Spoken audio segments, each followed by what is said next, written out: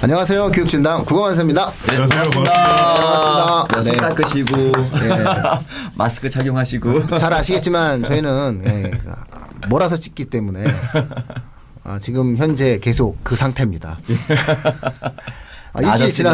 일주일 지나서 이 방송 나올 때 좀 많이 그렇죠. 가라앉길 바라고 막 그러겠죠. 학부모님들 최대의 고민이 코로나가 아니라 중간고사가 되어 있기를 바랍니다. 그렇습니다. 원래 저희 이런 말 안 하는데 애 시험 뭐 왜 그러세요 어머니 이렇게 얘기하는데 정말 제발 학부모님들 최대의 고민이 우리 애가 공부를 안 해요가 되는 그날이 빨리 왔으면 좋겠습니다. 네. 그렇게 되리라 믿습니다. 예. 그렇죠. 네. 빨리 돼야 되는데 어떡하죠? 이럴 때 아멘 그래야 되는데 지금 아멘 할 수 없는 상황 같아요. 더 믿음이 굳건해져야죠. 아멘. 네. 자, 뭐 세상은 또 좋아질 것을 기대하면서 저희가 오늘의 주제로 진행을 합니다. 중학교 국어 내신하고 고등학교 국어 내신이 좀 약간 결이 다르다.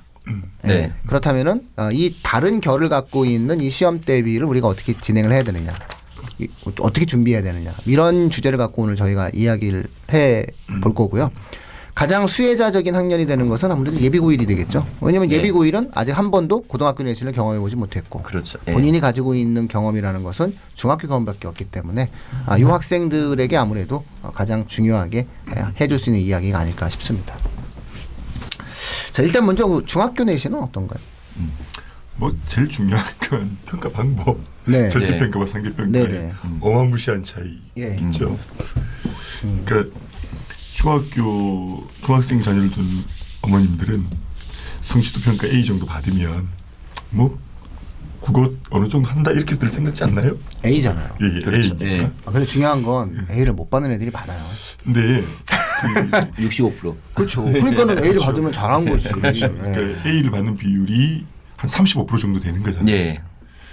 걔네들이 이제 고등학교 왔었을 때 35%는 그렇죠. 3등급에서 4등급. 네, 3등급, 4등급이 돼요. 이게 어느 정도 이제 절대평가와 상대평가의 차이 좀 알고 또 1등급 받기가 어렵다는 것도 아는데 어느 정도인지를 좀 아셨으면 좋겠어요. 그래서 제가 SRT를 타고 오면서 저희 함께 하시는 분들의 지역의 고등학교의 성취도 평가를 한번 제가 확인해 봤거든요. 2019년 1학기입니다. 학교 알림이 올라와 있는 낙생고등학교. 네네. 지역의 대표적인 일반고 중에서 올해 서울대학교 17명. 대단한 거죠. 네, 이렇게 갔어요. 그럼 자사고 수준인데. 16명인가? 낙생고등학교의 A 비율. 네. 고등학교도 성취도 평가 나오니까요. 예. 일반적으로 90점 이상이죠. 네네네. A 비율이 몇 프로나 될 것 같습니까? 한 20% 정도 되지 않을까요? 자료 보니까 32.3%예요. 엄청나네요. 예. A만 따지면. A만. 예. B는 예. 37.5%예요. 예. 그래서 작년 1학기가 예. 70%의 학생들이 80점이 넘은 거죠. 그렇죠. 예. 80점 넘으면 몇 등급인 거죠? 7등급 이렇게 되는 네. 거죠. 이쯤 되면 이게 실력일까 성향의 문제일까라는 생각이 들어요. 그러니까 90점을 넘어도 4등급이잖아요. 32.3%이면 하나 틀리냐 두 개 틀리냐가 실력의 문제일까 성향의 문제일까 이런 생각을 하지 않을 수 없는 것 같아요. 양천고등학교가 A 비율이 13.1%였어요. 그리고 B가 29.1% 역시 80점 이상이 40%였고요. 네. 광양고등학교 아닙니다. 저희 광남고등학교. 광남고 30.9%, 예. 그다음 B가 10.5% 역시 40% 넘었고요. 부천고등학교 예. A가 23.8%, B가 25.8%, 80점 친구들이 50% 50%, 넘었고요. 예. 제가 있는 해운대 지역, 제 국어학원 하고 있는 해운대 지역이 A가 17.5%, B가 33.9% 역시 50% 넘었어요. 해운대고요. 자사고 빼고 일반 고등학교, 양운고등학교라고. 양운 제 좋아하죠. 그러니까 50% 넘어요. 네. 그러니까 지역마다 거의 모든 고등학교의 80점 이상은 40% 이상인 거죠. 80점 이상을 받아도 4등급, 5등급이 될 수 있다. 이것에 대한 인식부터 우리 고1 예비 학생과 어머님들이 아셨으면 좋겠어요. 이 고1 학생들이 학원을 찾아오는 시기가 가장 이렇게 밀리는 시점이 고1 중간고사 맞추고 아닌가요? 그 전까지는 국어학원을 보낼 생각도 없었던 엄마들이 국어학원을 보내야겠다고 생각되는 게 3월 모의고사 치고 난 이후거나 혹은 그렇죠. 예. 중간고사, 기말고사 등급받아 보는 거거든요. 그 전까지 어머님들이 모르시는 것 같아요. 1등급 받기 얼마나 어려운지 80점이 넘어도 5등급이나 6등급이 될 수 있다는 걸 모르시는 거. 그래서 여기서부터 출발을 좀 했으면 좋겠습니다. 네. 어떠신가요? 지역에서의 학생들의 반응, 고1부터 좀 이야기를 하면. 뭐 고1들 같은 경우는 뭐 다 고등학교 가면은 국어가 어려워진다. 그다음에 워낙 수능 국어가 그 난이도 자체가 지금 현재는 몇 년째 높아졌잖아요. 그러니까 2016년도 그러니까 그 수능의 어떤 학년도 기준으로 따지면 2017학년도서부터 비문학 독해 지문에 이제 2,300자, 2,400자가 만들어지면서부터 난이도가 확 올라가고요. 표준 점수 자체가 상당히 높아지면서 수능의 표준 점수가 지속적으로 어느 정도 유지하고 있는 상태라 좋은 대학을 가기 위해서는 국어를 잘해야 되는데 만만치 않다라고 하는 인식은 다 갖고 있어요. 이건 이제 거의 상식이 됐는데 그럼에도 불구하고 나는 할 수 있다. 내 아이는 할 수 있다. 그렇죠. 근자감의 또 대상이 되기도 하죠. 실제로 이제 사교육 발생 비용 한국직능개발연구원에서는 잘 보면 영수학원이 전체 80% 정도, 국어학원은 독서 논술 포함해서 20% 정도밖에 안 되거든요. 10%일 거예요. 네. 20%안 되니까 아직도 이렇게 어렵다고 생각을 하심에도 불구하고 국어는 홀로 할 수 있다. 우리말이니까 할 수 있다 생각하시는 거죠. 그래서 치열하게 준비하셔야 된다. 치밀하게 마음 자세부터 아까 말씀드린 것처럼 80점을 넘어도 사실 이거 심각한 수준의 내신 토탈 등급이 나오면 심각하니까 이것부터 좀 아시는 것부터 출발했으면 좋겠습니다. 근데 약간 제가 좀 첨언을 말씀드리면 실제 저희가 만든 이제 내신 성적의 90점, 100점, 뭐 80점이라는 점수는 지필고사랑 그다음에 수행평을 합친 그렇죠. 거거든요. 네네. 그래서 이제 저희가 이제 그 청취자분들께서 혹시 오해하신다면 일반 고등학교에 보통 90 넘는 지필고사 아이들은 그렇게 많진 않아요. 그러니까 예를 들어서 뭐 전체 퍼센테이지 5% 미만 이거나 많이 돼야 10% 정도 선. 그렇죠. 80점대 넘는 친구들도 다 해도 한 20% 좀 미만. 그리고 이제 일부 이제 자사고 같은 경우는 워낙 밀집되어 있기 때문에 80점대 후반부터 90점 초반에 모여 있지만 일반 고등학교 같은 경우는 지필고사 점수가 높지 않거든요. 그런데 이 수행평을 합치게 되면 수행평가 기본 점수를 주기 때문에 그게 올라가는 점수가 커서 저희가 이제 조금 다르게 봐야 될 점수대가 있다는 거 말씀드리고 싶고요. 두 번째는 이제 학습량의 차이거든요. 중학교 때 아이들에게 국어를 얼마큼 하냐라고 얘기를 이제 물어보면 뭐 보통 아이들이 중학교 때 열심히 하는 친구들은 뭐 매일같이 공부를 하겠지만 뭐 벼락치기라고 하잖아요. 잠깐 공부하고도 90을 넘는 아이들이 워낙 지필고사들이 많고 100점 만원이 많이 있는데 고등학교는 저희가 보통 한 반에 만약에 뭐 30명 기준하면 그 중에 한 50% 이상은 목숨 걸지 않나요? 내신을 잘 받기 위해서. 그렇죠. 그 친구들이 엄청나게 공부를 해서 받는 점수가 또 그 점수이기 때문에 그러니까 유 대표님 말씀하신 대로 저는 100% 동감하는 부분이 되거든요. 그러니까 중요한 건 지필고사 점수는 상대적으로 높지는 않고요, 사실. 그런데 아이들이 그 점수를 받기 위해서도 엄청난 노력을 해서 받는 점수니까 이 아까 대표님 말씀하신 대로 뭐냐면 우리가 그 학부모님들이나 우리 아이들이 좀 이해할 게 뭐냐면 중학교와 고등학교의 엄연한 차이에 대한 벽을 사전에 점검해야 된다. 그래서 제가 지지난주 방송에 말씀드렸던 게 3월 12일 보는 전국연합 평가 말씀드렸잖아요. 요게 이제 연기돼서 19년 이제 바뀌었다고 이제 발표가 이번 주 됐는데 이 전국연합 평가를 봤을 때 아마 예비고일 친구들은 가늠자를 세울 수 있으니까 특히나 이제 그런 기준을 세워서 정말 막대한 양과 어떤 질적인 면, 양적인 면을 투자해야 이 고등학교 국어 내신에 대해서 승부를 낼 수 있지 중학교 식으로 공부해서는 안 된다라는 얘기는 전 100% 공감하고 있습니다. 네. 이게 아마 국어 과목의 특성일 거예요. 이제 고등학교에 올라갔어요. 그럼 이제 애들이 이런 생각을 갖죠. 이제 해볼까? 이런 생각 갖지. 고등학교 올라가자마자 난 안 할래. 이런 학생은 없죠. 아무도 없단 말이에요. 예.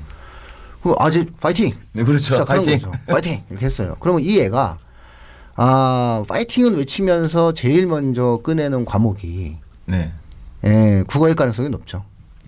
그러니까. 왜냐면 수학은 예. 자기가 봐도 좀 이렇게 되는 애가 있고 안 되는 애가 그렇죠. 있고 뭘 하긴 하겠죠. 예. 애가 뭐 수학 예. 책을 피겠지만 그렇다고 예. 뭐 핀다고 되는 게 아니잖아요. 예. 영어도 마찬가지거든요. 예. 사실 영수의 레벨이라고 하는 것들이 중학교 때 기초가 없는 학생이 고등학교에 올라와 가지고 바로 시작해 가지고 받을 수 있지를 않아요. 예, 맞습니다. 그러면 애들이 뭔가 열정과 의지를 갖고 있는 학생들이 뭔가 학습적인 형태의 성취를 바라는 학생들이 가장 신경을 많이 쓰는 과목, 실현 가능하다고 판단하는 것은 결국 국어예요. 그렇죠. 예. 결론은 뭐냐면 고등학교에 올라가면 국어 시험이 경쟁이 상당히 치열하다는 거죠. 엄청나죠. 예. 그다음에 두 번째로 수행 평가가 이루어지다 보니까 이건 또 성실하지 않으면 안 되거든요. 그렇죠. 예. 성실함의 싸움에다가 모든 아이들이 만들어지기 때문에 오히려 체감적으로 느끼는 국어 내신의 어떠한 어려움의 정도는 중학교랑은 비교 불능일 정도로 네. 고등학교 올라가면 강하게 작용하게 될 것이다. 예. 이렇게 아마 예상을 하시는 게 맞죠. 저희가 지난주 방송에서 저희가 의미 있는 얘기했었잖아요. 코로나 사태가 종식이 안 돼서 학교가 네. 휴업이 계속 만들어지게 될 경우, 학교가 휴교가 계속적으로 만들어지게 될 때 가장 심각하게 발생하는 문제는 뭐냐라고 얘기한다면 가르쳐야 될 내용은 그대로 존재하는데 학사 일정이 단축된다라고 하는 것은 굉장히 숨이 가빠질 수밖에 없는 거죠. 그렇죠. 선생님들의 속도가 50분 동안에 예를 들어 천천히 수업했던 내용들을 결국은 굉장히 빨리 해야 되는데 이게 생각보다 쉽지 않거든요. 이게 2주 분량의 수업의 내용을 갖다가 예를 들어서 날린 상태에서 국어 같은 경우에는 주당 5시간 예를 들어 4시간이면 8시간이 날아갔단 말이에요. 그렇죠. 2주면 8시간이 날아갔는데 이게 1년에 8시간이라는 이 시간을 확보해내기 위해서는 생각해 보세요. 우리가 운전을 하다가 늦었어요.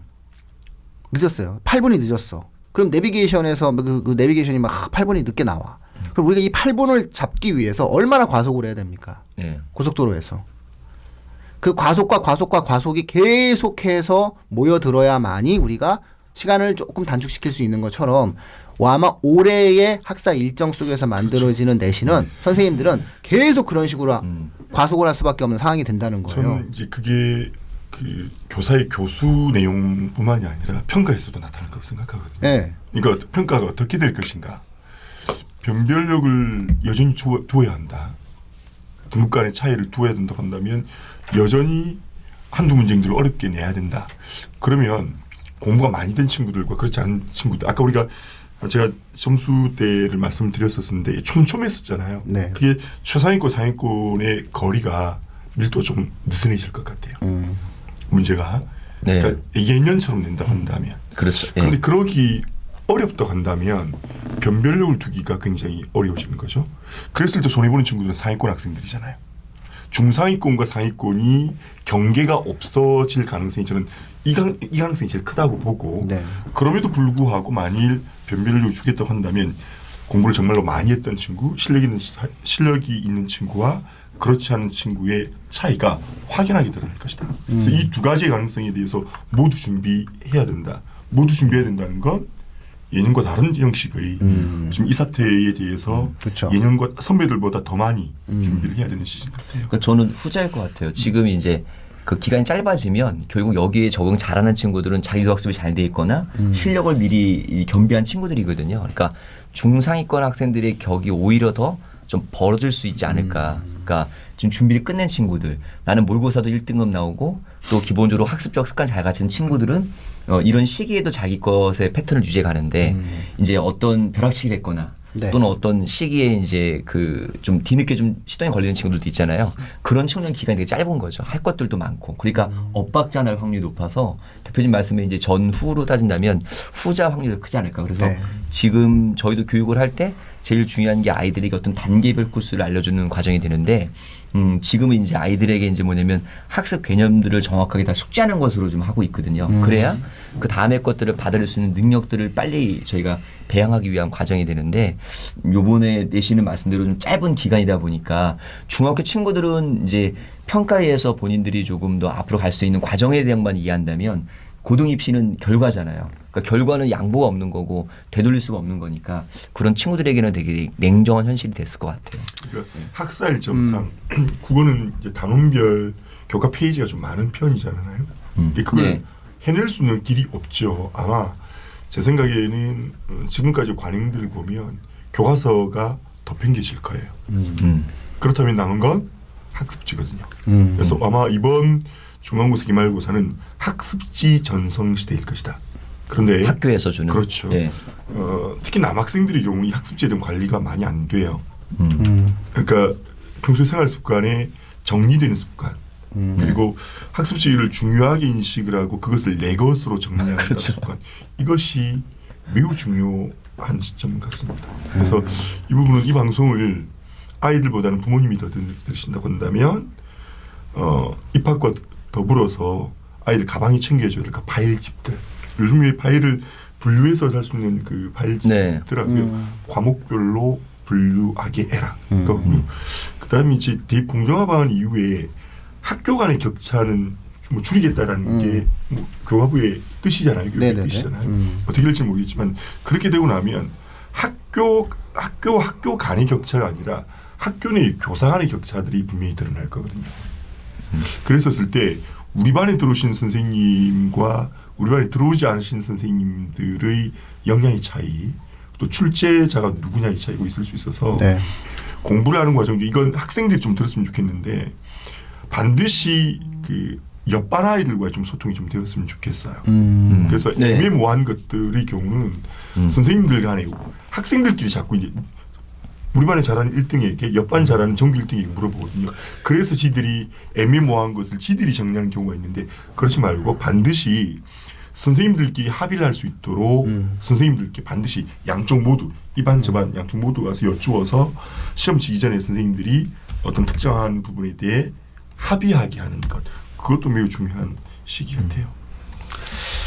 저 같은 경우는 그 멘탈도 되게 중요할 것 같아요. 우선 다수의 상위권 학생들이 상대평가로 바뀌면서 소수의 상위권 학생으로 바뀌는데 그렇죠. 다수에서 소수의 상위권으로 바뀌면서 거기에 포함되지 않는 학생들의 그 상실감은 굉장히 클 거라고 생각해요. 하지만 그렇죠. 어쩔 수 없는 현실을 받아들여야 되고 본인이 그 소수의 상위권 학생이 들어갈 수 있도록 그만큼 노력을 해야 된다고 생각되거든요. 사실 중등국어는 절대평가다 보니까 90점이 문제가 아니고 100점이냐 97점이냐 아이들끼리 상위권을 그렇게 하거든요. 근데 그런 친구들이 갑자기 고등학교 와서 70점, 80점대를 또는 90점대 초반을 받아버리면 굉장히 충격이 큰데요. 그렇죠. 네. 근데 결국은 1등급이 중요한 거거든요. 예를 들면 70점 맞았는데 1등급이에요. 그럼 고등학교, 중학교 때 95점보다 더 가치 있는 70점이 될 수 있거든요. 그러한 면에서 좀 알아주셨으면 좋겠고요.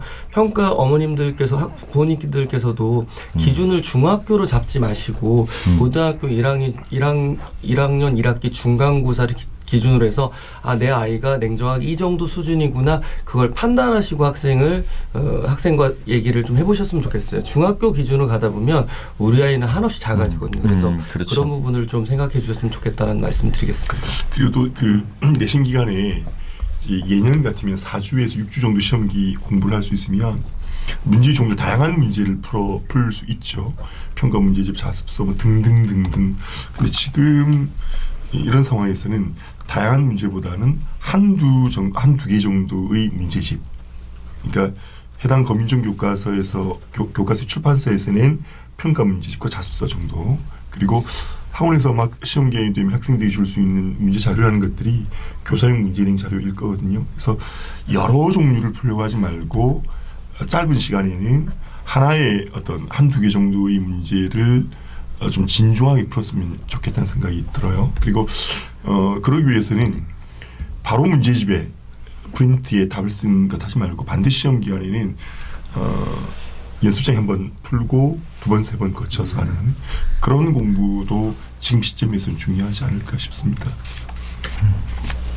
아이들도 저희들도 왜 지금 초유아 사태이니까 저희들도 어떻게 해야 될지는 모르는데 아이들 역시 이 초유예 사태 아니겠습니까? 그래서 학습의 방향을 굉장히 잡아가기 어려울 것 같아요. 지금 애들은 신났습니다. 근데 이게 중학생들은 그런데 이제 고1 이쯤 된 아이들이 불안해하기 시작하더라고요.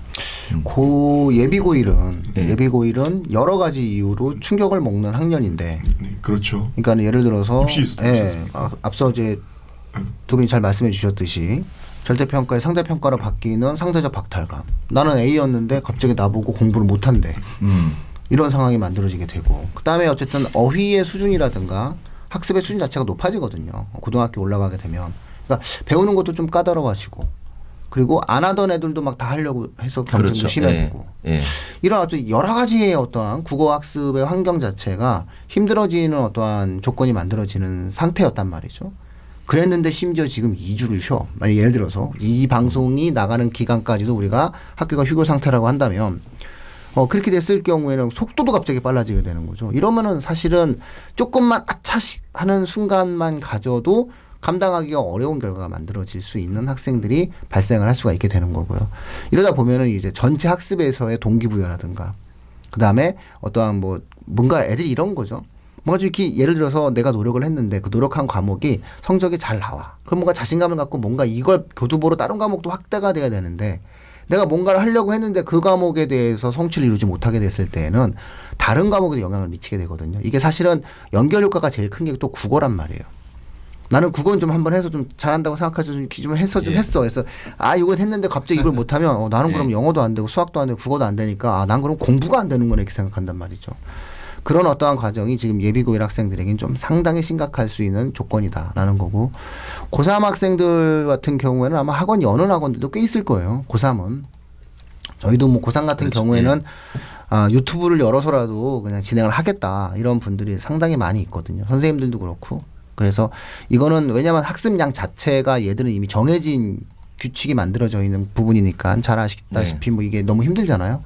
그래서 고3 같은 경우에는 어차피 시험도 많이 치러봤고 이제 내용들이 이제 좀 해결이 좀 되는 상태였는데 문제는 이제 다시 한번 역전의 계기를 만들려고 했었던 이제 고2인데 그렇죠. 이 고2 학생들이 지금 현재 집에 있으니까 이건 이제 또 각자의 능력치가 어떻게 발휘되느냐에 따라서 각각 다른 결과가 만들어질 가능성이 있겠죠.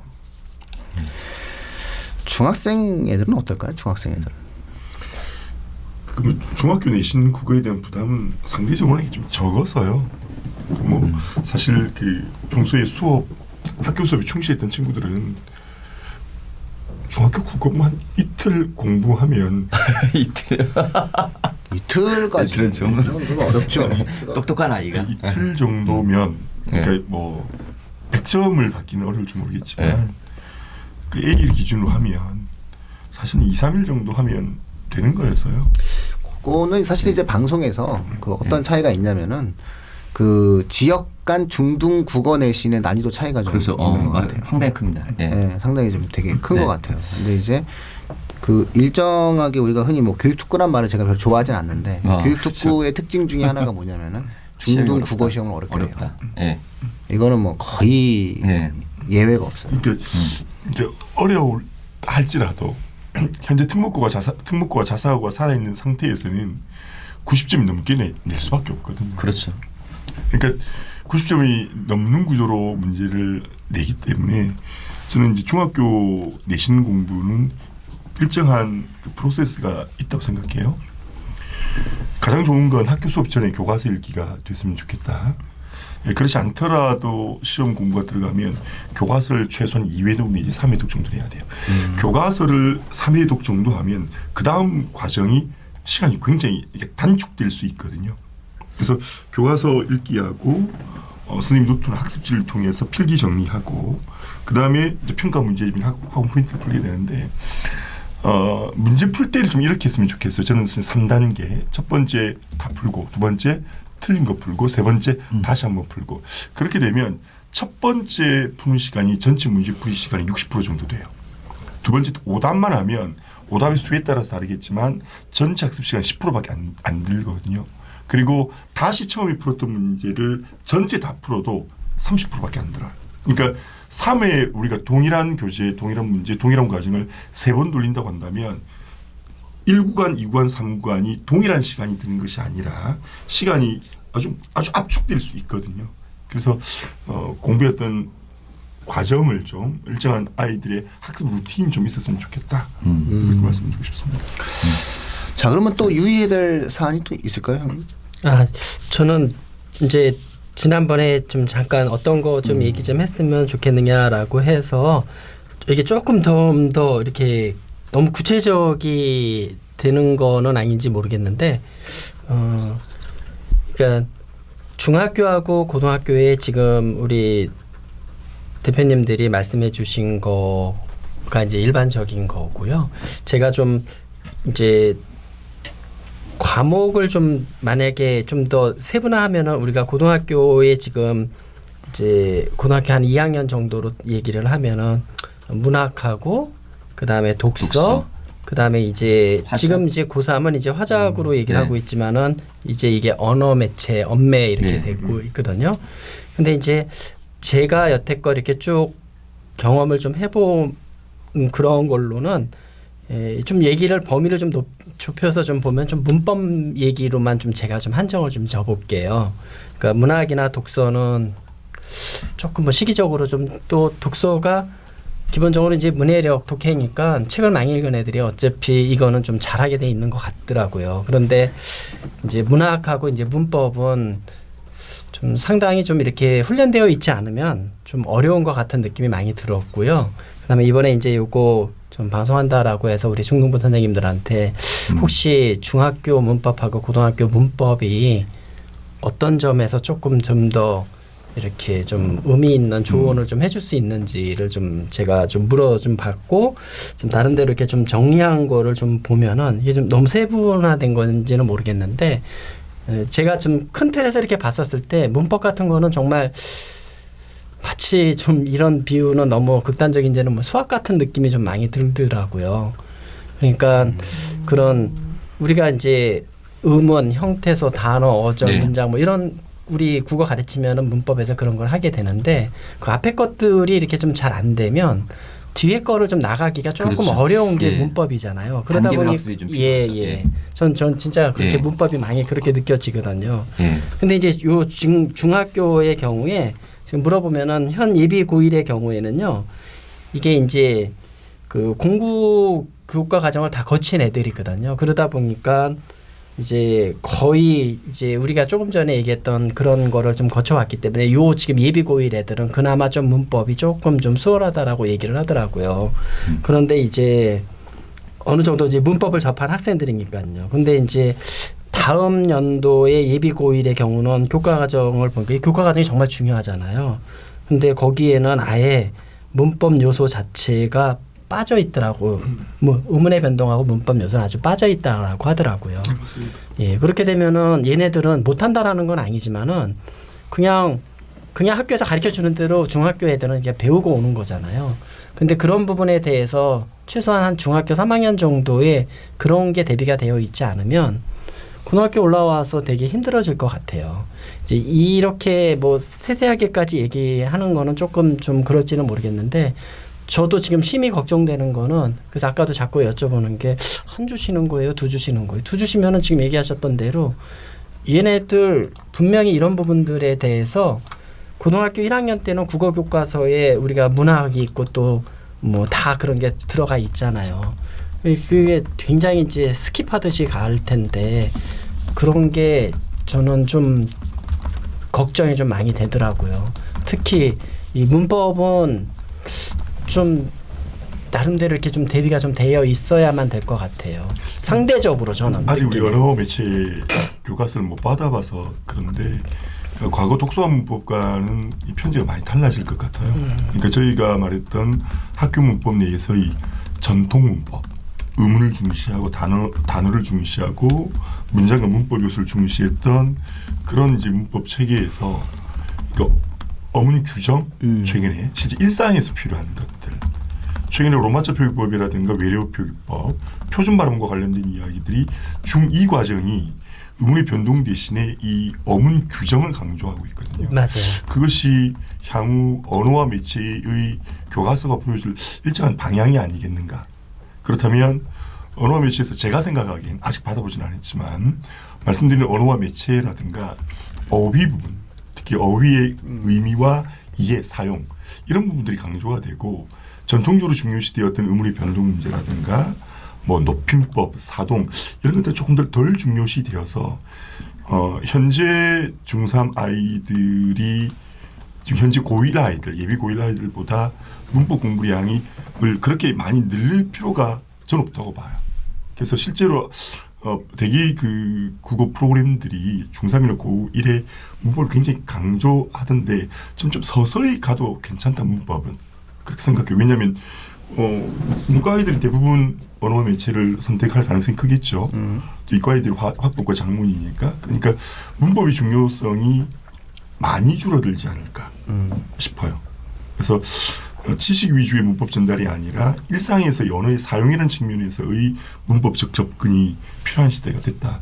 사실 교과서 받아보진 않았지만 그렇지 않을까 싶습니다. 문법의 경우에 있어서는 사실상 그 수능에서도 뭐 많이 틀리잖아요, 학생들이. 그러니까 이게 뭐 문법이 어렵다 안 어렵다를 떠나서 사실 수능에서 문법이 5문제 나오는데 5문제 중에서 상위로 틀리는 10개의 문제 중에 2개가 문법이라면 비율적으로 따진다라고 얘기했을 때는 비문학 다음으로 학생들이 어려워하는 게 맞는 거거든요. 그렇죠. 예. 상당히 이제 힘들어하는 거죠. 5문제 중 2문제는 그 많이 틀리는 예. 1부터 10위까지 있는 거고. 들어가죠. 예. 이 정도면은 거의 학생들이 수능에서 느끼는 체감적인 고통은 비문학 우리가 흔히 얘기하는 독서 읽는 거랑 그 다음에 이제 문법인데 중학교 과정에서 문법을 철저하게 잘 다져놓으면은 고등학교 올라갔을 때 기초가 좀 많이 확보가 되잖아요. 그러니까 올해 9일까지는 네. 1학년 1학기, 1학년 2학기부터 해서 3학년 2학기까지가 독서와 문법 교과서의 책이랑 거의 같았거든요. 네. 그러니까 그렇죠.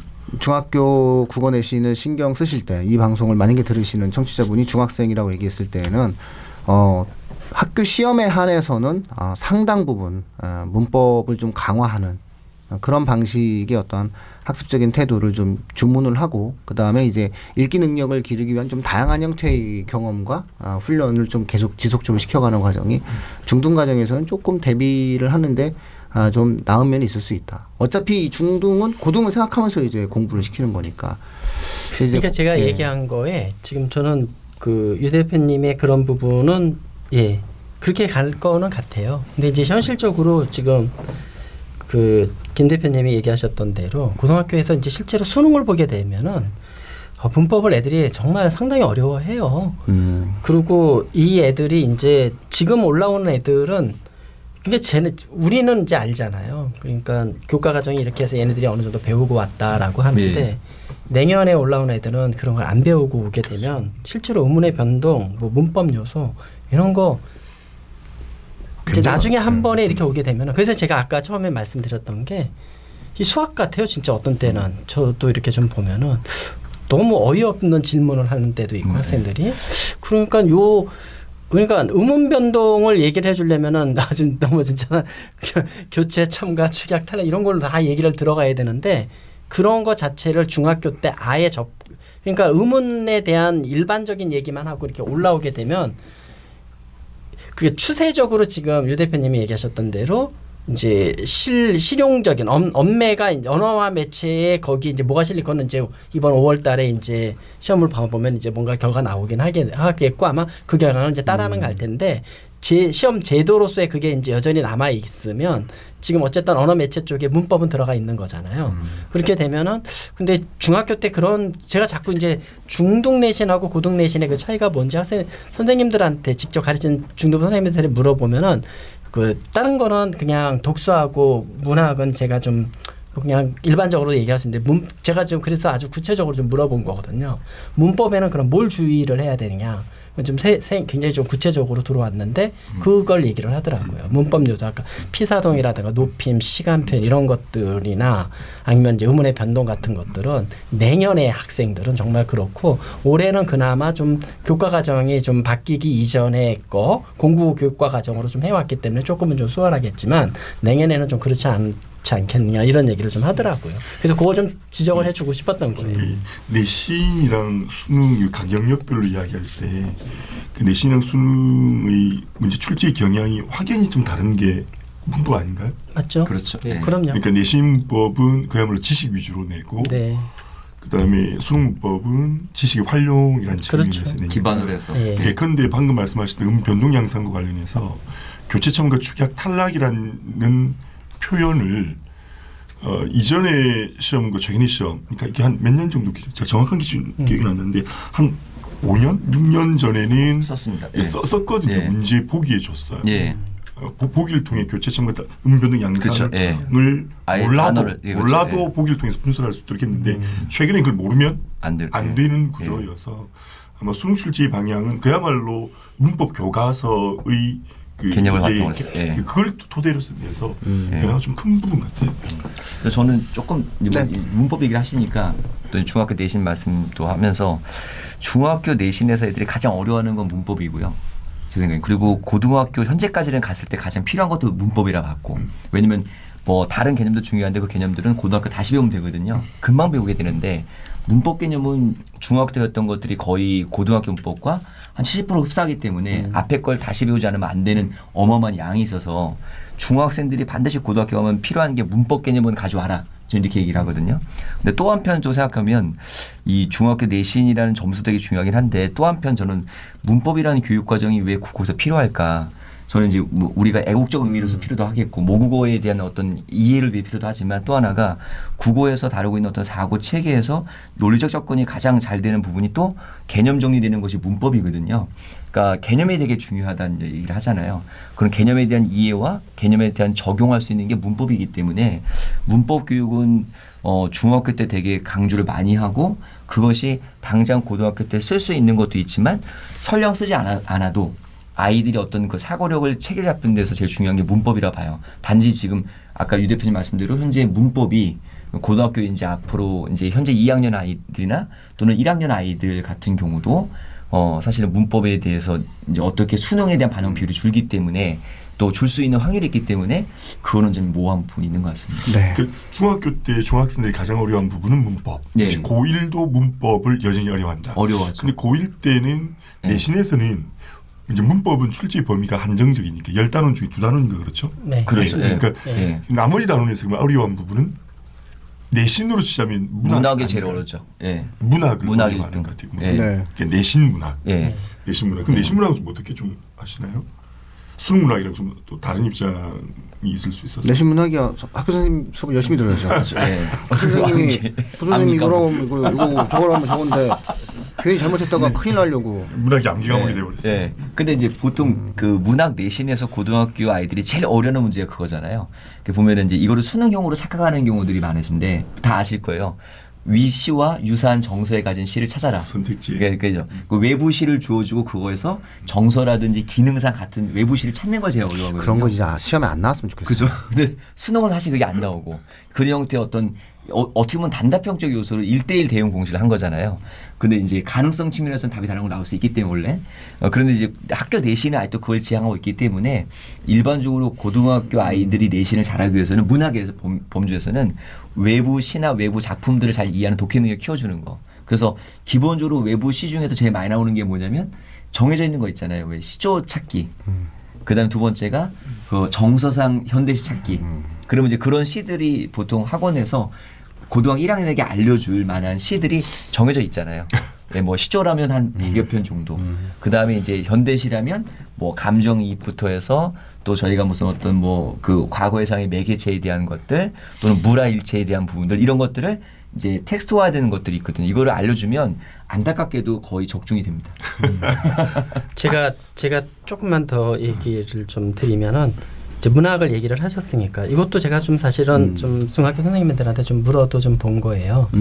근데 이제 실제 그 1호 개정에서는 지금 이거 이 1호 개정에서는 지금 얘네들 중학교 애들이 다양한 문학의 장르를 다루지는 않고 있대요 교과서에서. 예. 그러니까 이제 실제로 현대 소설은 그 3년 중에 한 번 정도는 배우는데 뭐 고전 문학이라든가 수필, 극갈래는 뭐 배우는 교과서도 있기는 하지만은 의외로 배우지 않는 교과서도 있대요.